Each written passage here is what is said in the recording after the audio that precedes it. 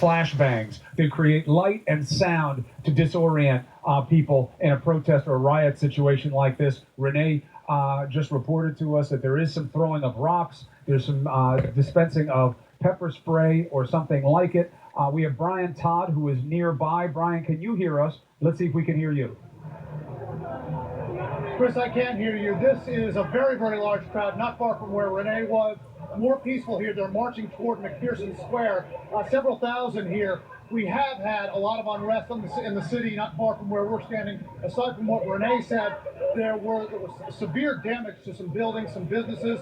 The windows of a Starbucks not far from here just got obliterated not too long ago. There have been numerous arrests on the streets of Washington. Right now, we are about a block and a half away from the White House, entering McPherson Square. Huge crowd here, and they're planning to go into the square here and protest.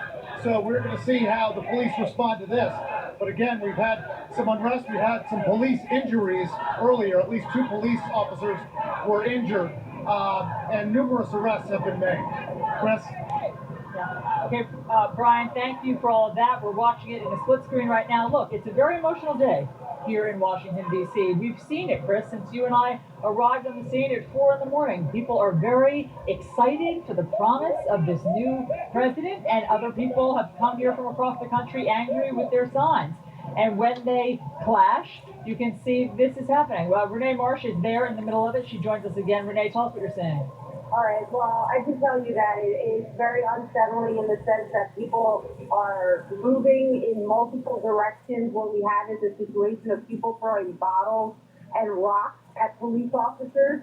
It came to a point where they were face to face in the middle of this intersection of K and 12th Street, and that's when riot police moved in. They started deploying pepper spray.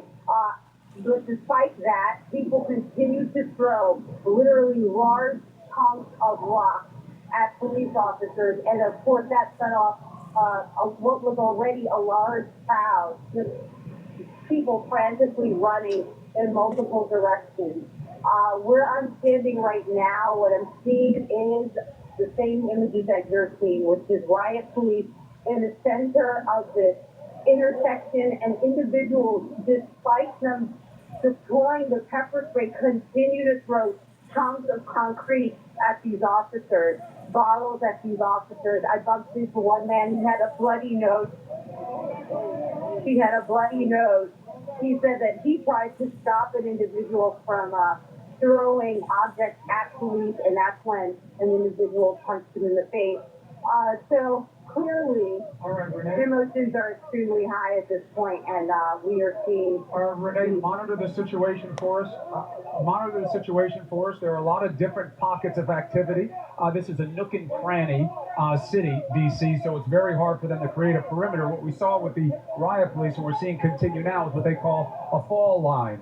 This is an area that they don't want the protesters to go beyond. We saw the protesters were using some newspaper distribution cans, and they were laying them out as their own line. Now, what you're seeing with this phalanx of police is this is the hold line. This is where they want the protesters to stay. There's no direct engagement with the protesters. In between the 2 groups, there's a line of media. That's a precarious place to be in. A lot of those camera photojournalists are there. We'll stay on monitoring this situation, but as long as it stays like this, we won't dwell on it too long until there's something to report. And that's the point. We don't want this to eclipse the excitement of all of the people who have come here for Mr.